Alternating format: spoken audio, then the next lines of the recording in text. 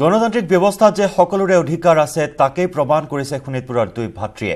কংগ্ৰেছ আৰু বিজেপি দলৰ প্ৰাৰ্থী হৈ নিৰ্বাচনী যুঁজত অৱতীৰ্ণ দুই ভাতৃ বৰছলা সমষ্টিৰ দক্ষিণ সিঙৰি পঞ্চায়তৰ ৱাৰ্ড সদস্যৰূপে ভোটাৰ ৰাইজৰ কাষ চাপিছে অজয় ৰাম আৰু কৈলাশ কুমাৰ ৰাম নামৰ দুই ভাতৃয়ে কংগ্ৰেছ আৰু বিজেপি দলৰ হৈ এনেদৰে দুই ভাতৃয়ে ৰাইজৰ কাষ চপাত এক আমোদৰ সৃষ্টি হৈছে অঞ্চলটোত পৃথক ৰাজনৈতিক দলত আছে যদিও দুই ভাতৃৰ মাজত নাই কোনো সংঘাত শেহতীয়াকৈ পঞ্চায়ত নিৰ্বাচনত সোণালী সুযোগ আহিছে দুই ভাতৃলৈ অৱশ্যে কোনে শেষ হাঁহি মাৰে সেয়া গণনাৰ পিছতহে স্পষ্ট হ'ব যি সময়ত ৰাজনৈতিক কাৰণত বিভিন্ন ঠাইত সংঘাতৰ সৃষ্টি হৈছে তেনে সময়তে দক্ষিণ সিঙৰি পঞ্চায়তত এই দুই ভাতৃয়ে একেটা ৱাৰ্ডত দুটা দলৰ পৰা প্ৰাৰ্থিত্ব লাভ কৰি নিৰ্বাচনী যুঁজত অৱতীৰ্ণ হোৱা বিষয়টোৱে বিশেষ চৰ্চা লাভ কৰিছে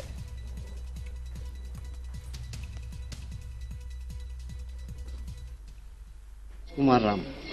ৰাম কোন পঞ্চায়তত কি উঠিছে আপুনি মই 29 নম্বৰ দক্ষিণ সিংৰি 3 নম্বৰ ৱাৰ্ডৰ মেম্বাৰ উঠিছে বিজেপিৰ পৰা দুই ভাই ককাই উঠিছে নেকি আপুনি আপুনি কি হয় মই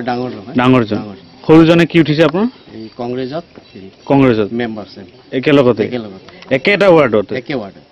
এজন কংগ্ৰেছ এজন বিজেপি ঠিকে আছে তেওঁ নিজৰ আদৰ্শ আছে নিজৰ ই আছে থটছ আছে বিচাৰ আছে মই বিজেপি ভাল পাইছো বিজেপিৰ নীতিবিলাক ভাল নৰেন্দ্ৰ মোদী বহুত ভাল কাম কৰি গৈ আছে তেওঁৰ আদৰ্শ আৰু তেওঁৰ ডেভেলপমেণ্টৰ কাম আছে সেইটো সাপোৰ্ট কৰি মই ইয়াত বিজেপি মেম্বাৰ বাবে খেলি মই কংগ্ৰেছৰ পৰা উঠিছো দক্ষিণ সিঙৰি গাঁও পঞ্চায়ত 3 নম্বৰ ৱাৰ্ডৰ পৰা 29 নম্বৰ 3 নম্বৰ ৱাৰ্ডৰ পৰা উঠিছো মেম্বাৰ আপোনাৰ ককাই কি উঠিছে দাদা বিজেপিৰ পৰা মই আজি 15 বছৰ পাৰ হ'ল কংগ্ৰেছত আছে মই পুৰাণা কংগ্ৰেছৰ ৱাৰ্কাৰ হওঁ হয় সেই বুলি মোক